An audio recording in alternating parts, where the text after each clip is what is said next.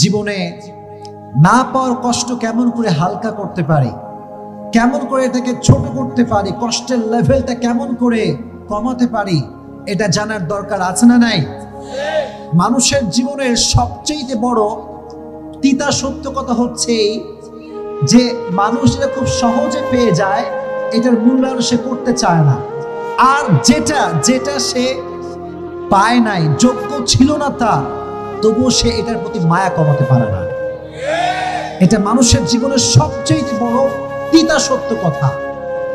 কলিজার টুকরা যুবক, আমার বোনেরা, জীবনে যদি না পাওয়ার কষ্টকে হালকা করতে চান, একটা বাক্য অলওয়েজ মাথায় রাখবেন, अगर जिंदगी में सब कुछ मिल जाए तो तमन्ना किस बात की करूंगा मैं। জীবনে যদি সব কিছুই পেয়ে যাই, তাহলে আশা বলতে তো কিছু থাকবে না। জীবনে বাঁচতে হলে একটা আশার দরকার আছে না নাই? জীবনে থাকার জন্য, বেঁচে থাকার জন্য প্রত্যেকটা ধাপে ধাপে রবের উপরে একটা ভরসার দরকার আছে না নাই? আজ থেকে জীবনের সমস্ত না পাওয়া জিনিসগুলোকে আল্লাহর উপরে ভরসা করে ছেড়ে দিবেন। আল্লাহকে বলবেন, আল্লাহ, আমার জীবনে যা আমি পেয়েছি তুমি সব দিয়েছো, আর যা পাইনি তাও তো না দেওয়ার মালিক একজন, তিনি কে? এই পৃথিবীতে হাজারো মানুষের আপন মানুষ হারিয়ে গিয়েছে, হাজারো মানুষের প্রিয় মানুষ হারিয়ে গিয়েছে, প্রিয় জিনিস হারিয়ে গিয়েছে।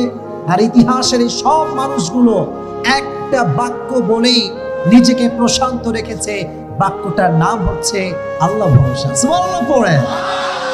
আচ্ছা বলেন, সব বিষয়ে একটা বাক্য বলবো, আল্লাহ ভরসা। বলেন না, আল্লাহ ভরসা। এই কথা যে বারবার বলতে পারবে যে আল্লাহ ভরসা, আল্লাহ ভরসা, আল্লাহ বলে, বান্দা তুই যদি বলতে পারিস, ওয়া মান ইয়াতাওয়াক্কাল আলাল্লাহি ফাহুয়া হাসবুহ, whoever trusts in Allah, Allah is sufficient for him।